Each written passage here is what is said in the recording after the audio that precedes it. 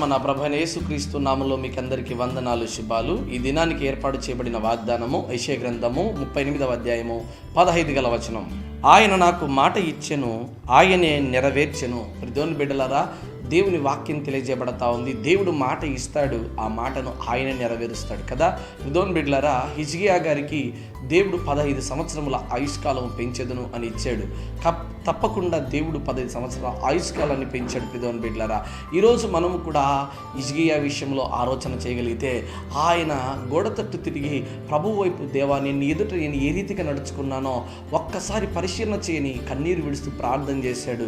దేవుడు ఆయన మొరను ఆలకించి దేవుడు ఆయనకు మాట ఇచ్చాడు, 15 సంవత్సరాలు నీకు ఆయుష్కాలం ఇస్తాను అని కదా. దేవుడు ఒక్కసారి నీకు ఆరోగ్యాన్ని పెంచుతాను అని చెప్పాడంటే, ఎన్ని అడ్డంకులు వచ్చినా, ఎన్ని ఆపదలు వచ్చినా దేవుడు తన ఆయుష్కాలాన్ని ఖచ్చితంగా పెంచి తీరుతాడు. దేవుని బిడ్డలారా, అబ్రహాము గారి దగ్గరికి దేవుడు వచ్చాడు, మాట్లాడాడు. అబ్రహామా, ఇదిగో రాబోయేటువంటి సంవత్సరానికి చక్కటి బిడ్డను నువ్వు ఎత్తుకుంటావు ఇక మీదటికి అని చెప్పాడు. అయితే ఆకాశం భూమి గతించిపోయామో కానీ దేవుని మాట ఎప్పుడు కూడా గతించిపోదు కదా.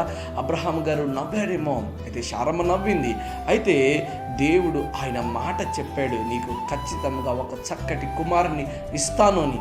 దేవుడు అదే మాటను అబ్రహాము గారి జీవితంలో నెరవేర్చాడు. దేవుని బిడ్డలారా, చక్కటి కుమారుని ఇస్సాకును దేవుడు అనుగ్రహించాడు. ఈరోజు దేవుడు నీకు కూడా వాగ్దానం చేశాడేమో, ఇదిగో ఈ సంవత్సరం మొదటి దినాలలో దేవునికి వాగ్దానం చేసాడేమో, ఆ వాగ్దానం ఇంకా నెరవేర్చబడలేదని కంగారు పడుతున్నావేమో.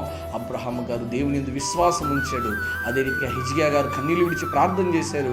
ఆ వాగ్దాన ఫలమును వారు అనుభవించారు. దేవుని బిడ్డలారా, దేవుడు మాట ఇచ్చాడు, వారికి నెరవేరుస్తాడని. ఈ సంవత్సరంలో దేవుడు నీకు ఇచ్చిన వాగ్దానం ఏంటో ఒక్కసారి ఆలోచన చేయి. ప్రార్థన చేసేవా దాని విషయంలో? అడుగుతున్నావా, దేవా నాకు సాయం చేయి ప్రభువా, దేవా నాకు సాయం చేయి ప్రభువా అని అడిగావా?